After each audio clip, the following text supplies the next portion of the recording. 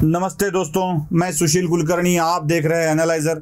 एक खास बात बताने के लिए मैं आपके सामने आया हूं। ये जानबूझकर मराठी में न करते हुए हिंदी भाषा में इस विषय में आपके साथ मैं प्रस्तुत हूं, आपके सामने मैं प्रस्तुत हूं।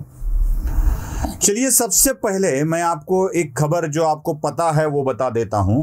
खबर ये है कि नवाब मलिक की गिरफ्तारी हुई और उसके बाद महाराष्ट्र में जगह जगह पर प्रदर्शन होने लगे हैं।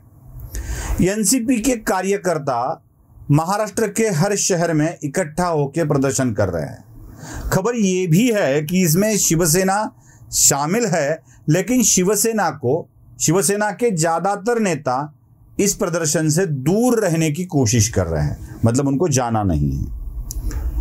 क्यों नहीं जाना है, क्यों नहीं दिख रहे हैं? मुंबई में गांधी स्टैचू के पास जो भी प्रदर्शन हुए, उस प्रदर्शन में केवल सुभाष देसाई एकमेव मिनिस्टर दिखे, बाद में कोई नहीं दिखा। ऐसा क्यों हो रहा है? क्यों एनसीपी के कुछ नेताओं को सबसे ज्यादा खुशी होती हुई दिख रही है नवाब मलिक के गिरफ्तारी के बाद? खबर है, मैं आपको जो हो रहा है वो बता रहा हूं, बाकी मुझे ज्यादा कुछ इस पे बात नहीं करने का है। इस विषय को एनसीपी ने इस तरह से प्रस्तुत करने का फैसला लिया है कि ये मराठी आदमी की, मराठी मानुस की, एनसीपी कहती है, मराठी इंसानों की, मराठी भाषिकों की यहाँ पर बीजेपी हत्या कर रही है। इनके भावनाओं की हत्या कर रही है, विचारों की हत्या कर रही है, मराठी लोगों को ये दबाने की कोशिश हो रही है। एनसीपी ये भी कह रही है, एनसीपी ये भी कह रही है कि इसको दहशतगर्दों के साथ जोड़कर नवाब मलिक को राजनीति से खत्म करने की साजिश है, नेशनलिस्ट कांग्रेस पार्टी को बदनाम करने की साजिश है। इस तरह की बातें एनसीपी बता रही है। अब मैं आपके सामने कुछ तथ्य रखने जा रहा हूं। सबसे पहले तो देख लीजिए, ये एक प्रेस विज्ञप्ति जिसमें नवाब मलिक की गिरफ्तारी का कड़ी शब्दों में निंदा की गई है। चलो देखिए, अब ये किसने निकाली है ये भी आप देख पाएंगे। ये प्रेस विज्ञप्ति निकाली है पॉपुलर फ्रंट ऑफ इंडिया ने। कौन है ये पॉपुलर फ्रंट ऑफ इंडिया? अब जरा आप थोड़ा सा जोर दे। पॉपुलर फ्रंट ऑफ इंडिया और कैंपस फ्रंट ऑफ इंडिया का नाम हमने सुना है, हाल ही में सुना है, वो बुरखे वाले मामले में। ये पॉपुलर फ्रंट ऑफ इंडिया और campus front of India Muslim लोगों का ऐसा संगठन है जो हिंदुओं से कड़ी नफरत करता है, जिसका मकसद ही हिंदुओं की हत्या करना है। पॉपुलर फ्रंट ऑफ इंडिया के कई कार्यकर्ताओं को इसी कारण से गिरफ्तार भी किया गया है। जब सिमी पर पाबंदी लगी तो 2006 में पॉपुलर फ्रंट ऑफ इंडिया की स्थापना की गई केरल में। उससे पहले यही लोग सिमी के कार्यकर्ता के रूप में काम करते थे, यही लोग काम करते थे। पॉपुलर फ्रंट ऑफ इंडिया ने फिर आगे जाके कैंपस फ्रंट ऑफ इंडिया की स्थापना की। कॉलेजों में जाके मुस्लिम लड़कों से मुलाकात कर अपना अलग संगठन ये लोग बनाते आए हैं। अब आप देखिए कि इन लोगों ने अब तक किस विषय में अपनी बातें रखी है। पिछली वीडियो में भी मैंने बताया था, इन्होंने 1 नवंबर 2021 को राष्ट्रीय शिक्षा धोरण पर बात की थी। आप वो ट्वीट भी देख लीजिए। बाबरी पतन वाले दिन 8 नवंबर 2021 को बाबरी पतन का किस तरह से कैंपेन चलाया जाए ये भी इन्होंने किया था। सेव कर्नाटका फ्रॉम फैसिस्ट ये अभियान भी इन लोगों ने चलाया था।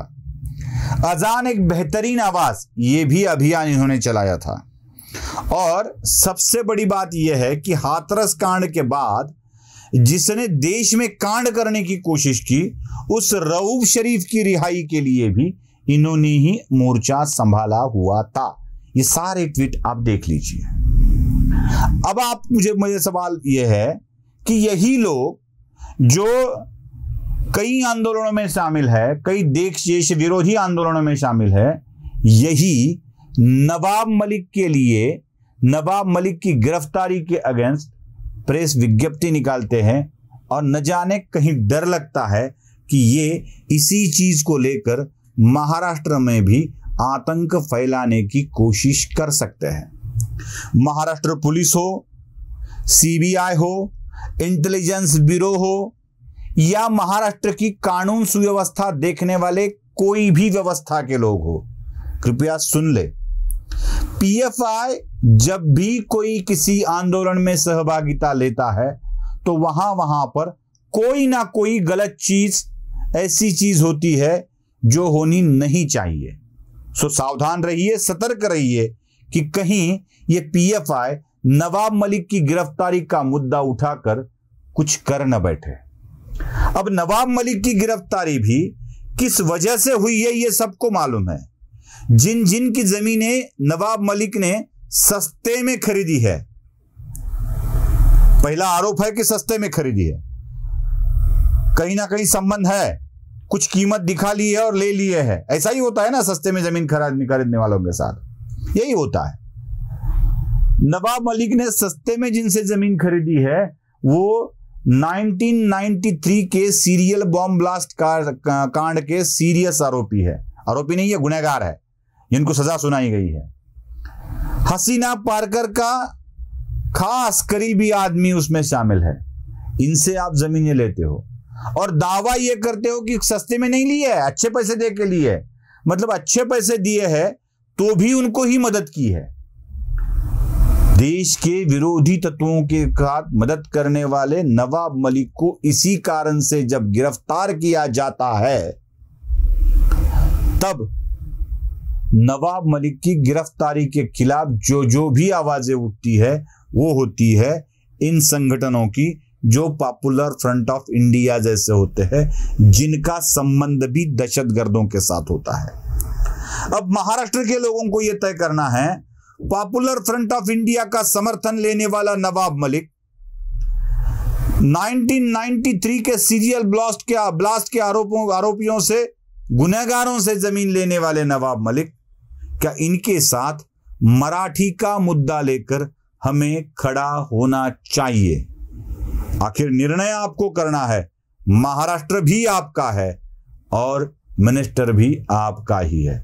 सोचिए किसके साथ खड़ा रहना है। नमस्ते।